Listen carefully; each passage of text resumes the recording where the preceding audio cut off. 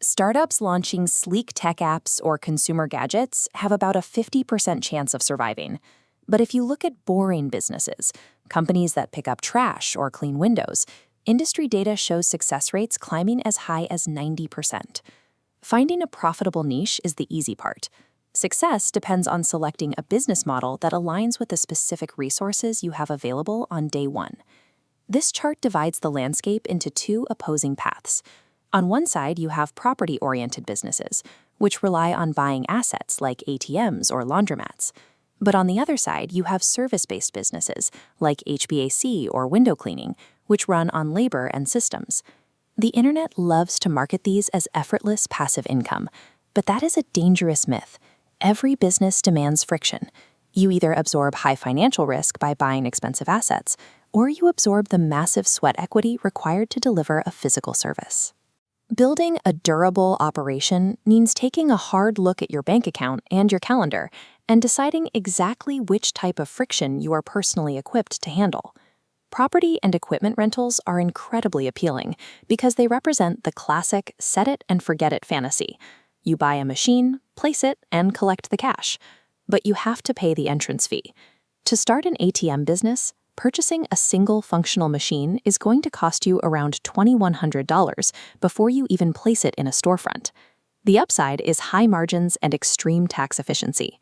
If you buy heavy equipment for $100,000 and rent it out, you can actually write off 100% of that purchase price against your income in the very first year. The catch is the daily liability. If an ATM breaks, it stops making money, and you are entirely responsible for fixing it. You also have to physically keep the machines stocked with cash and constantly negotiate with local landlords to maintain your prime locations. The ultimate bottleneck for an asset-based business is your balance sheet. To raise your revenue ceiling, you simply have to continually deploy heavy chunks of capital to buy more physical machines. Property businesses let you trade your cash for a faster start. You bypass the slow grind of building a client base from scratch, but you permanently tether your growth to your bank account and your maintenance infrastructure. If you lack that initial cash, the opposite approach is a local service business. Think HVAC repair, commercial window cleaning, or emergency towing. These models are remarkably capital efficient. A founder equipped with a simple squeegee, a bucket, and some soap can secure commercial contracts and run a window clean operation that clears 40% net margins. But the upfront cost is paid in sweat. You must be willing to go to trade school, learn the physical skills, and perform the manual labor yourself in the early days. Your scaling bottleneck completely flips. You aren't limited by the cost of equipment. You are limited by your ability to transition from a solo operator into a manager who can run a complex schedule of human employees. Looking at this matrix, the split is clear. Asset businesses eat your capital and test your maintenance logistics. Service businesses spare your bank account, but aggressively test your management and hiring skills. Services cost next to nothing to launch and possess a massive revenue ceiling. The true barrier to entry is surviving the painful evolution from laborer to system builder.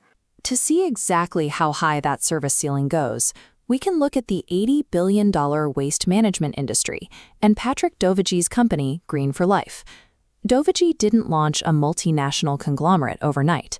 He started in 2007 by simply managing a few small local trash collection routes in Ontario. His major breakthrough came in 2011.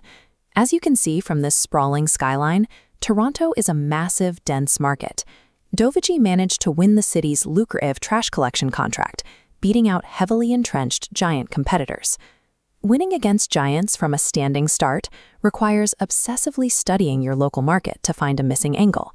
That might mean noticing competitors only pick up trash once a week and stepping in to offer a twice-a-week route. Exploiting a local service cap provides the initial foothold.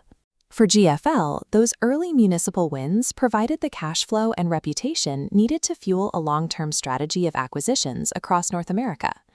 Even with a great local idea, the fear of sinking tens of thousands of dollars and months of effort into a concept that might fail paralyzes most people from ever starting.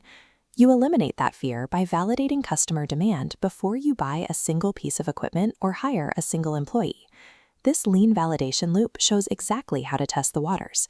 You create a simple landing page, run some local Google ads, and track exactly how many people actually click the button to buy your service. When those early orders come in, you fulfill them by dropshipping or bringing in a subcontractor to do the actual labor. You keep your financial risk effectively at zero while you test the market. The immediate trade-off is that this testing phase adds months to your launch timeline, and paying subcontractors means your early profits will be close to zero.